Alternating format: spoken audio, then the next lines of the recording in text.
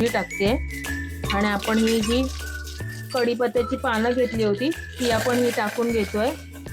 नमस्कार मैत्रिणींनो, मी दीपाली निधीज किचन मध्ये तुमचं सर्वांचं मनापासून स्वागत करत आहे। आज निधीज किचन मध्ये तुम्हाला आवडेल अशीच गोडी डाळ बनवणार आहे। काही ठिकाणी गोडी डाळीला वरण म्हणतात आणि तीही एकदम परफेक्ट आणि चविष्ट होते। लहान मुलांना खिचडी नंतर वरण भात दिला जातो, तोही वरण इतका पौष्टिक असतो की सगळ्यांना लहान मुलांना तो आवडतोच। नक्कीच निधीज किचन मध्ये तुम्हाला परफेक्ट असा वरण गोडी डाळ ही दाखवणार आहे। त्यासाठी तुम्हाला काय करावं लागेल तर हा पूर्ण व्हिडिओ तुम्हाला बघायचा आहे आणि अजूनही तुम्ही माझा चॅनल सबस्क्राइब केला नसेल तुम्ही सबस्क्राइब करा, शेअर करा, लाईक करायला विसरू नका। चला आता आपण साहित्य बघूया। मी एक बाउल पूर्ण मूग डाळ घेतली आणि त्याच्यामध्ये मी एक चम्मच पूर्ण मसूर डाळ टाकलेली आहे। मी एक मीडियम साईजचा बारीक कापून टोमॅटो घेतला आहे आणि आता मी ना ही पूर्ण एक वाटी भरून मी मूग डाळ घेतली ना, तशीच आहे ना मी इथे पाऊण वाटी तूर डाळ घेतलेली आहे। बारीक चिरून घेतलेली कोथिंबीर, मिरच्या त्या पण 2 घेतलेल्या आहेत बारीक चिरून। हे ओल्या नारळाचा चव आहे। फोडणीसाठी तेल, जिरं, मोहरी, हळद, लसूण, कढीपत्ता, हिंग आणि चवीनुसार मीठ। आपलं हे सगळं साहित्य बघून झालेलं आहे, तर आपण पुढच्या कृतीकडे वळूया। आपण आहे ना डाळ ही स्वच्छ धुवून घेऊया। त्यासाठी मी कुकरच्या भांड्यामध्ये मी हे काढून घेतलं डब्यामध्ये। हे डाळी दोन्ही पण डाळी मी काढून घेतल्यात आणि व्यवस्थित अशा धुवून घेते।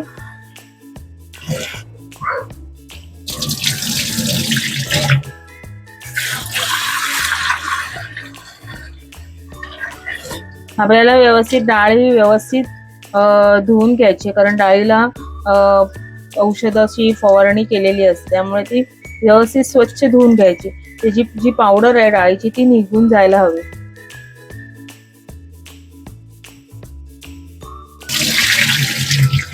ही बघा आपली ही डाळ ही स्वच्छ धुवून झालेली आहे।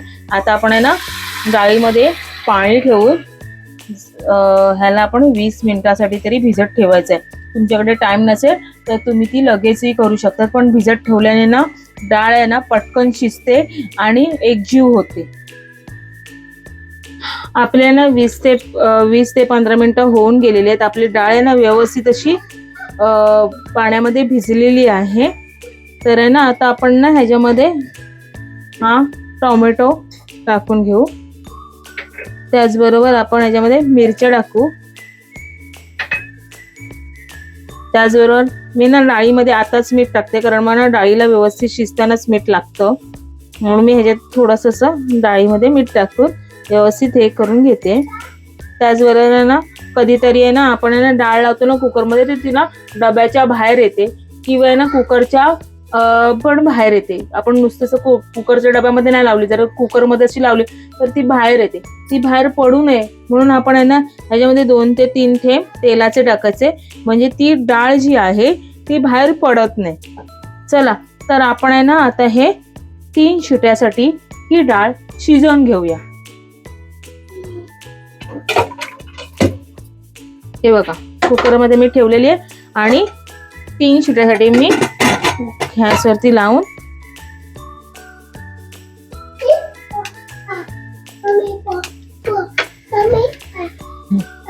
आता याची 3 शिट्या होईपर्यंत आपण वाट बघूया।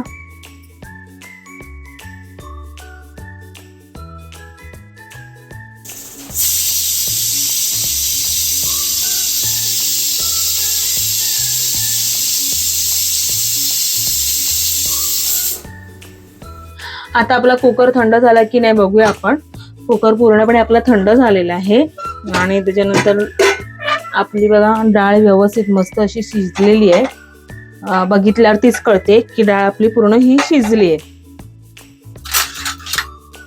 चमच्याच्या साहाय्याने मी हे बघा मस्त आहे की आपली डाळ ही शिजलेली आहे। तर आहे ना मी आता आपण डाळ शिजलेली आहे, तर आपण आता फोडणीची तयारी करून घेऊया। हे बघा, आता आपण ना गॅस चालू करूया आणि आपण टोप गरम करत ठेवूया.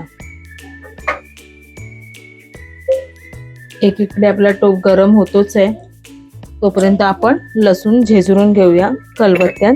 आणि लसूण झेचरते तोपर्यंत आपला तवा, आपला जो टोप आहे तो फास्ट गॅसवरती मी ठेवला होता गरम करायला. आणि आता मी थोडंसं तेल टाकून घेतलेलं आहे आणि 2 टेबलस्पून एवढं. आणि आता ही जी मी सालासकट लसूण ही व्यवस्थित झेचून घेतली आणि ती आता मी ह्याच्यामध्ये टाकणार आहे. आता ही लसूण आपल्याला व्यवस्थित फ्राय व्हायला द्यायची आहे. आपल्याला जास्त करपवायची पण नाहीये आणि जास्त आपल्याला कच्ची पण नाही ठेवायची. आपल्याला मीडियम अशी ती फोडणी व्यवस्थित झाली पाहिजे. आणि आता आपले लसूण पण एकदम ब्राऊन अशी झालेली आहे. तर त्याच्यामध्ये तुम्ही मोहरी टाकते आणि आपण ही जी कढीपत्त्याची पानं घेतली होती ती आपण ही टाकून घेतोय. त्याच्यामध्येच आपण हे जे हिंग आहे ते टाकून घेतोय आणि मी हे गॅस बंद करते. कारण ना आपली फोडणी जर करपली ना, आपल्या डाळीला पण ना करपल्यासारखा टेस्ट येणार. त्याच्यामुळे आपण हे करून घ्यायचं. आणि त्या स्टेजला मी गॅस चालू करणार. आता आपण ना ही सगळी डाळ टोपामध्ये फोडणीच्या ह्याच्यामध्ये टाकून घेतली आणि गॅस चालू केला आणि त्याच्यामध्येच आपण पाणी टाकलं. आपल्याला जेवढं पाणी हवंय तेवढं आपण टाकून पातळ घट्ट असं करायचं. पण जास्त पातळ डाळ नाही चांगली वाटत, ती आपल्याला थोडंसं पातळ घट्टच ठेवायची. तर चला, तर आपली डाळ फोडणीला घालून झालेली आहे. आता आपण आहे ना ह्याच्यासाठी लागणारं वाटप आहे ते आपण करून घेऊया. आता आपण मिक्सरचं छोटं भांडं घेतलंय आणि आता ही लसणीची सालासकट मी घेतल्यात. पण छोटे लसणी आहेत म्हणून, जर तुमच्याकडे जाडे लसणी असेल, त्याची साल जर जाडी असेल तर तुम्ही साल काढूनच लसूण मिक्सरमध्ये टाका. माझ्याकडे बारीक बारीक लसूण होते म्हणून मी सालासकटच टाकलेली आहे. दुसरं म्हणजे आपण जी हळद टाकायची आहे, पाऊण चम्मच. आपण फोडणीला जिरं टाकलं नव्हतं कारण मी वाटपामध्ये जिरं टाकणार आहे आणि ह्या जिऱ्याची टेस्ट ह्या गोडी डाळीला येते छान अशी. आणि आता हे खोबरं,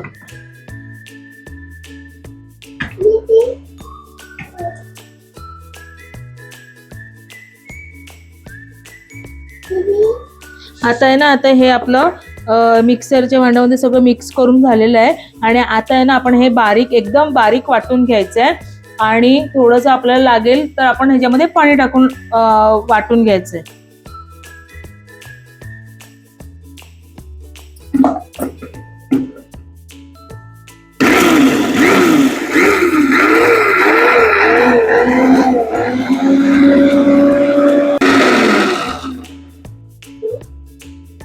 हे बघा, आपलं वाटप तयार झालंय, एकदम बारीक झालेलं आहे. आणि मी पाणी टाकून ना व्यवस्थित त्याला मी बारीक करून घेतलेलं आहे. थोडंसं पाणी टाकून व्यवस्थित असं बारीक करून घ्यायचंय.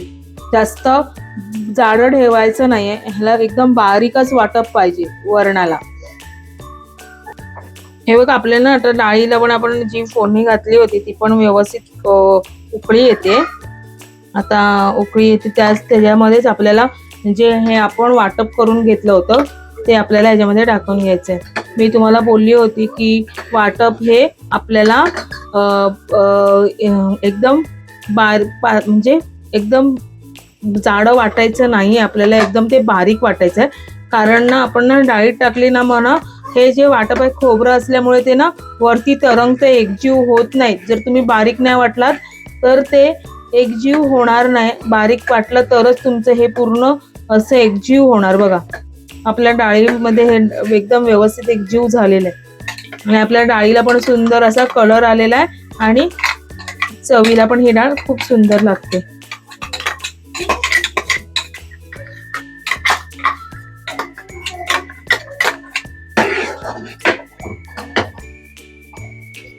आता ना मी थोडंसं ह्या डाळीचे जे वाटप केलेलं होतं त्या मिक्सरच्या भांड्यामध्ये व्यवस्थित ते धुवून वाटप आपलं सगळं घेते पुसून व्यवस्थित. आणि मग ते पाणी जे आहे ते डाळीमध्ये टाकते. आपले हे जे डाळीमध्ये व्यवस्थित पाणी हे मी टाकून घेतलेलं आहे आणि थोडंसंच टाकलेलं. हे बघा आपली ही डाळ व्यवस्थित अशी तयार झाली बघा. खूप सुंदर असा सुगंध येतोय. त्याच स्टेजला आपल्याला ही कोथिंबीर जी घेतली होती ती आपल्याला ह्याच्यामध्ये टाकायची आहे. खूप अशी कोथिंबीर.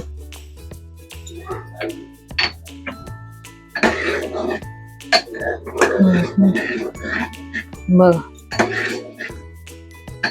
आहे की नाही सोपी एकदम आणि चविष्ट अशी डाळ होते. मस्त होती. लहान मुलं ना खूप आवडीने ह्या डाळीबरोबर जेवतात. खूप मस्त होते हे डाळ. व्यवस्थित आपल्याला ना ही डाळ उकळी काढून घ्यायची 2 टाइम. व्यवस्थित उकळी आली की आपण आता ही सर्विंग बोल मध्ये काढून घेऊया.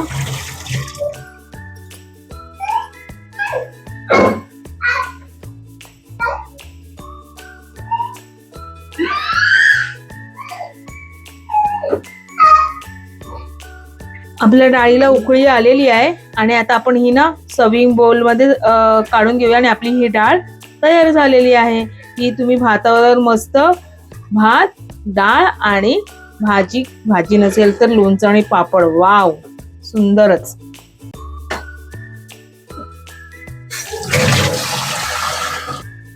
हे बघा आपली ही गोडी डाळ मस्त अशी तयार झाली आहे. त्याचा सुगंध पण खूप सुंदर येतोय आणि वाव, आताच आहे ना भूक लागलेली आहे ही जेवायची. तर चला तर तुम्ही पण तुमच्या घरी ही गोडी डाळ करून बघा. आणि अजूनही माझा चॅनल तुम्ही सबस्क्राईब केला नसेल तुम्ही सबस्क्राईब करा, लाईक करा आणि तुमच्या मित्रमैत्रिणींना हा व्हिडिओ शेअर करा. तर चला तर नेक्स्ट व्हिडिओमध्ये भेटूया. बाय.